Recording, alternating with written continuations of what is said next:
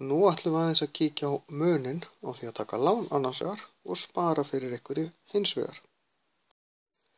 Það kostar að taka lán. Við þurfum oft að borga lántökukostnað, hann er þó ekki alltaf af lágum lánum, og síðan þurfum við að borga vexti. Ef maður hins vegar sparar fyrir hlutunum og leggur inn í banka, þá fær maður vexti. Vextir á lánum eru yfirleitt hærri og oft töluvert hærri á lánum heldur en á innlánsreikningum, þar að segja þegar maður leggur peningin inn í banka. En við skulum prófa smá dæmi. Ef ég fengi 50.000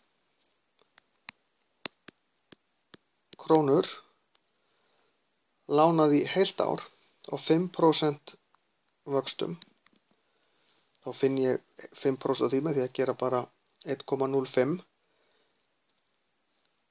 sinnum 50. Þannig ég þyrfti að borga 52.500. Og hér er ég ekki, krónur, hér er ég ekki að reikna með lántökukostnaði.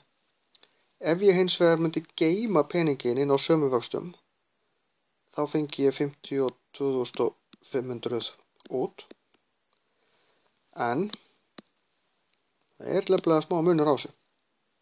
Muniði.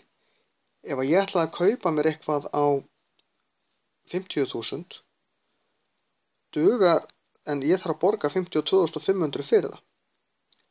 En ég fæ bara eitthvað fyrir 50.000. Hér fæ ég 52.500 og borga ekkert aukalega. Ég á 2.500 kall til þess að gera eitthvað aukalega. Þannig að það margborgar sig að spara frekar fyrir hlutunum og fá vexti. Vissulega í þessu tilfelli hefði ég átt 50 skall allan tíman, þá hefði ég ekkert þurft hvorki lán né að leggja peninginn inn, en það er ekki það sem þetta snýst um.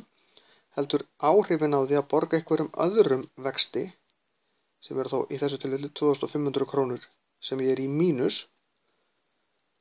og hins vegar að fá vexti. Og munurinn hérna er í raun og veru 5.000 krónur, því annars vegar að vera 2.500 kall í mínus eða 2.500 kall í pluss. Þannig að það margborgar sig frekar að spara fyrir hlutunum heldur en að taka lán.